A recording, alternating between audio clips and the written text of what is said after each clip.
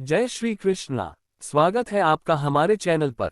आज हम आपको एक खास त्योहार जन्माष्टमी के बारे में बताएंगे। कृष्ण देवकी और वासुदेव के पुत्र हैं और उनके जन्मदिन को हिंदुओं द्वारा जन्माष्टमी के रूप में मनाया जाता है। विशेष रूप से गौड़ीय वैष्णववाद परंपरा के रूप में उन्हें भगवान का सर्वोच्च व्यक्तित्व माना जाता है। जन्माष्टमी हिंदू परंपरा के अनुसार तब मनाई जाती है जब माना जाता है कि कृष्ण का जन्म मथुरा में भाद्रपद महीने के 8वें दिन की आधी रात को हुआ था। कृष्ण का जन्म अराजकता के क्षेत्र में हुआ था। यह एक ऐसा समय था जब उत्पीड़न बड़े पैमाने पर था, स्वतंत्रता से वंचित किया गया था, बुराई सब और थी, और जब उनके मामा राजा कंस द्वारा उनके जीवन के लिए संकट था।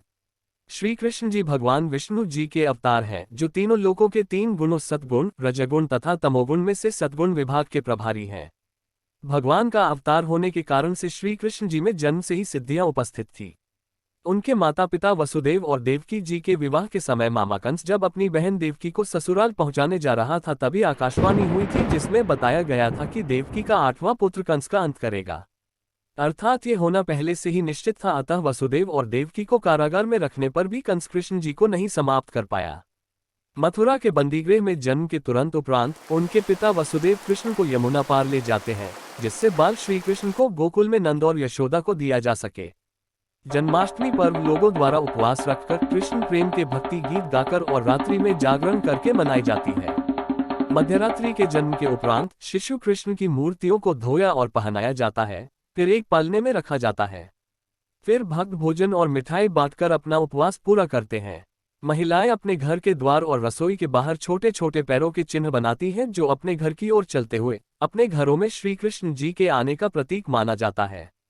दही हांडी कृष्ण जन्माष्टमी के अगले दिन मनाई जाती है। यहाँ लोग दही हांडी को तोड़ते हैं, जो इस त्योहार का एक भाग है।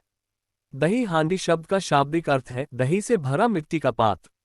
त्योहार को ये लोकप्रिय क्षेत्रीय नाम बाल कृष्ण की कथा से मिलता है। इसके अनुसार वह अपने सखाओं सहित दही और मक्खन जैसे दुग्ध उत्पादों को ढूंढकर और चुराकर बांट देते। इसलिए लोग अपनी आपूर्ति को बालकों की पहुंच से बाहर छिपा देते थे। कृष्ण अपनी खोज में सभी ढंगों के रचनात्मक विचारों को आजमाते थे, जैसे कि अपने मित्रों के साथ इन ऊंचे लटकती हांडियों को तोड़ने के लिए सूच्याकार स्तंभ बनाते। भगवान की यह लीला भारत भर में हिंदू मंदिरों के हस्तशिल्पों के साथ साथ साहित्य और नृत्य नाटक प्रदर्शित की जाती है, जो बालकों की आनंदमय भोलेपन का प्रतीक है कि प्रेम और जीवन का खेल ईश्वर की अभिव्यक्ति है। हमें यकीन है कि आपको जन्माष्टमी के इस खास मौके का आनंद आया होगा। जय श्री कृष्णा।